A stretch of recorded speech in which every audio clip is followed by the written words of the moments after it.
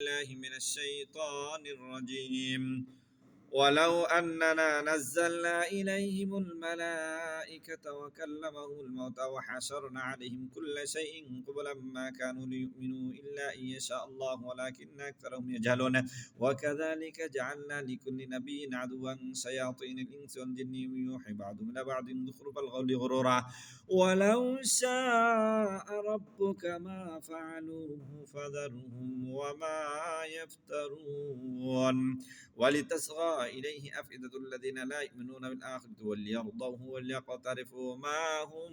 مقترفون أفغير الله أبتغي حكما وهو الذي أنزل إليكم الكتاب مفصلا والذين آتيناهم الكتاب يعلمون أنه منزل من ربك بالحق فلا تكونن من الممترين وتمت كلمة ربك صدقا وعدلا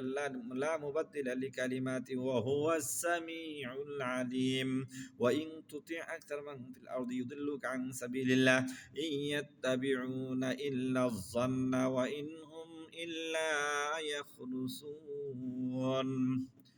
إن ربك هو أعلم من يضل عن سبيله وهو أعلم بالمهتدين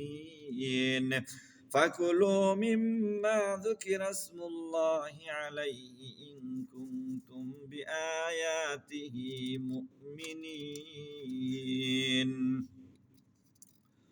وما لكم ألا تأكلوا مما ذكر اسم الله عليه وقد فصل لكم ما حرم عليكم إلا ما اضطررتم إليه وإن كثيرا ليضلون بأهوائهم بغير علم إن ربك هو أعلم بالمهتدين وذروا ظاهر الإثم وباطنه إن الذين يكسبون الإثم سيجزون بما كانوا يقترفون ولا تأكلوا مما لم يذكر اسم الله عليه وإنه لفسق وإن الشياطين ليوحون إلى أوليائهم ليجادلوكم وإن أطعتموهم إنكم لمشركون أو من كان ميتا فأحييناه وجعلنا له نورا يمشي به في الناس كمن مثله في الظلمات ليس بخارج منها كذلك زين للكافرين ما كانوا يعملون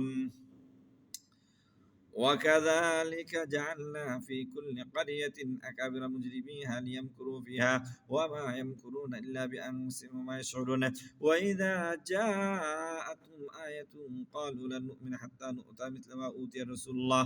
الله أعلم حيث يجعل رسالته سيصيب الذين أجرموا صغار عند الله وعذاب شديد بما كانوا يمكرون